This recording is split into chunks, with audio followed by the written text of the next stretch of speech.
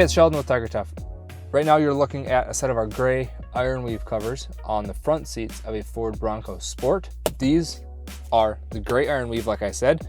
That means they're made from 1000 denier Cordura. It's an American-made fabric that is waterproof, highly abrasion and puncture resistant, so it is almost impossible to wreck. That lets us give you a 2-year unconditional warranty, meaning if something breaks for any reason within 2 years, it's covered under warranty. And the best part, they're made in the USA. Before we get started putting the covers on here, we're gonna pop the headrest off. It's gotta come off to be able to get the seat back cover on. And it's pretty easy to take off. You just pull it up like that, press in both buttons there, and pops right off. And this unit's got power seats, so I can raise the seat up all the way. Now we're gonna cover the seat bottom first. However, before we cover the seat bottom, we gotta release this flap that goes down the back of the seat. And there are 2 elastic straps that hold that on. Those ones were just hooked up underneath of here. Sometimes they are hooked around some of the electrical plugs. You can just pull those electrical plugs straight down. You're not gonna hurt anything. It takes a pretty good tug, but they do pop right out. And then you can unhook those. So we do need to have those unhooked to be able to put the covers on properly. All right, the headrest is off, that flap is undone. Now, let's throw the seat bottom cover on. Now, it's important to make sure you got the right one for the seat that you're working on. So this has got the driver's tag, working on the driver's seat. Now, first step, just get the cover over the seat bottom so that it looks kind of like this. So you can see I got the seams lining up with the seams in the seat. Now, we'll just push that between the seat back and the seat bottom. Now that flap that we took off, if we hadn't taken that off, we couldn't do that. Now with the cover on and that flap pushed through, we're gonna deal with these flaps on the sides. This one here was pretty easy. It just kind of fell into place. Just gonna make sure that this string goes straight down there, and we'll deal with that in a second. Now we'll come work on this side over here. Now when you're putting these covers on, this string does not go down the outside of that seat. It won't fit good, it won't look good, and you won't be happy. Instead, push the seat cushion off to the side, and you'll see there's a hole between the cushion and the frame where the string goes right down. Then, to make everything look good and fit good, we tuck this inside here.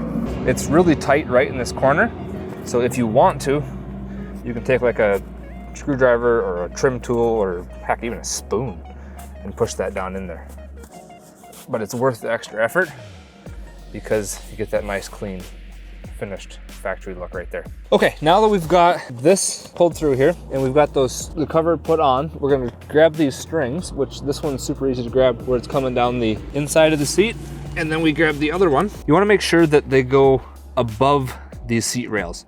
If you go below the seat rails, as you slide the seat back and forth, the string rubs on there. So make sure it's above there.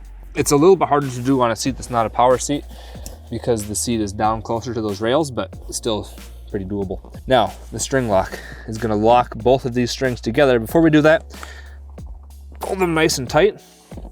Basically, it cinches the cover up around your seat bottom. And we feed it through there and lock it in. And the same over here, feed it through. Then it's gonna disappear up underneath the seat here. But what I'm doing is pulling these strings side to side so that they're super tight and locked in. That's gonna keep the cover from shifting. You wanna make sure that that is really snug up underneath there. Now we have these 2 long flaps hanging down the front of the seat.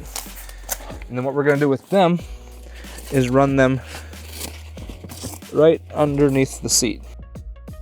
And you can see where I'm running them here. They're underneath the seat, but over top of this frame right here. If you try to go underneath that frame, they're gonna be too short and it won't work. So as close to the seat bottom as possible, over top of that. And now we'll go around to the back and fasten everything together. So first, I'm gonna give this a pull. Get that nice and snug. And then pull the flaps that we pushed through from the front up nice and tight, stick them together.